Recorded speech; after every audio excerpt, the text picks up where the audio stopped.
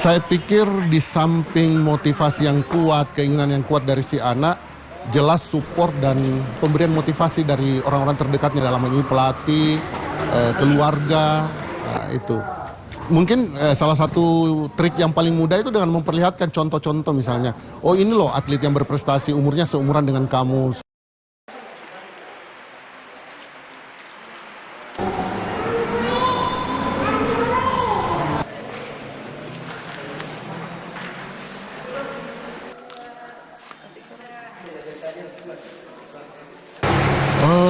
Dengan usianya sekarang yang masih terbilang remaja, sebenarnya kompetisi yang bisa dia ikuti itu sangat terbuka luas. Kemarin kan dia sudah mendulang medali, 2 medali perak di event Porprov 4. Kemudian di Kejurwil yang dilaksanakan di Manado, dia juga mendulang medali perak. Beberapa kejuaraan dari Toraja, Makassar itu juga mendulang beberapa prestasi, bahkan ada yang sampai meraih medali emas. Kalau kedepannya banyak sih sebenarnya, mulai dari event Popnas, Pekan Olahraga Antar Pelajar Nasional, Prapon sampai PON. Tapi kalau untuk Prapon karena ada ketentuan, dia harus masuk kategori senior dulu. Artinya dia harus berusia sekurang-kurangnya 17 tahun.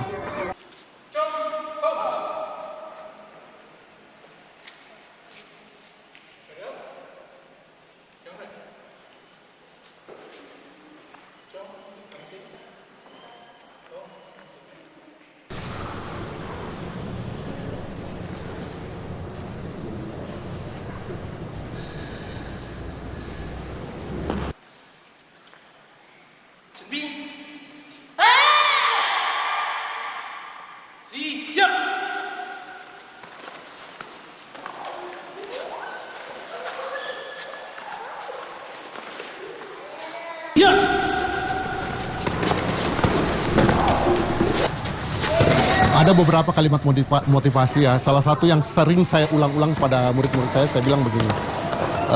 Ada 2 macam senjata, yaitu yang satu pisau dapur, yang satunya badik pusaka misalnya, atau keris pusaka. Dua-duanya sama logam, yang tidak ada perbedaan. Dua-duanya logam, diambil dari sumber yang sama. Tetapi yang membuat duanya berbeda, yang satu perlakuannya diistimewakan, yang satunya tidak, yang satu ditempatkan di tempat yang lebih baik, yang satunya tidak. Itu karena yang satunya menerima pukulan lebih kencang, lebih kuat, dan dibakar dengan bara api yang paling panas. Sehingga menjadikannya dia benda pusaka. Jadi saya selalu bilang sama anak saya, murid-murid saya, kalau Anda mau menjadi spesial, menjadi lebih berprestasi, harganya adalah Anda harus siap menerima pukulan yang lebih kuat, tantangan yang lebih, dan rasa sakit yang mungkin lebih parah daripada yang lain. Tapi harganya Anda akan lebih sukses dibanding yang lain.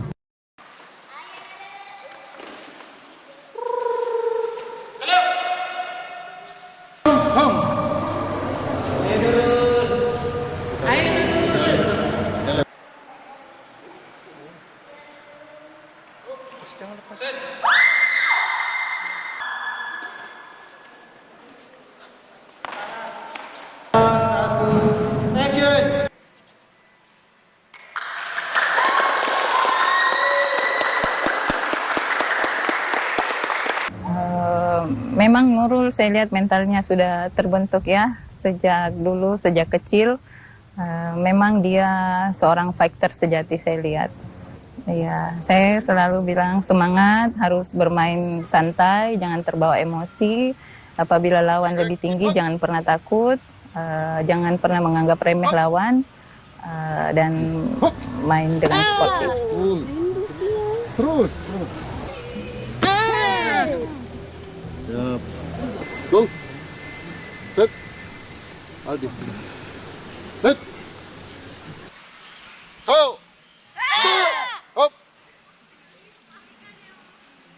Tangkis bawah Nabi. Karena Nurul kan sudah sering bertanding dan memang persiapan untuk pertandingan itu latihan biasa tidak cukup. Kita harus ada training center, harus ada latihan ekstra tiap hari selain makanannya yang kita jaga.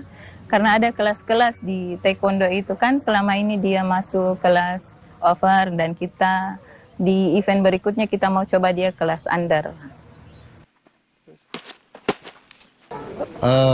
Satu poin penting yang sering saya ulang-ulang pada murid-murid saya adalah lupakan teori berbakat. Itu teori yang bisa dibilang di tempat saya itu sangat dikecilkan ya, dalam tanda kutip.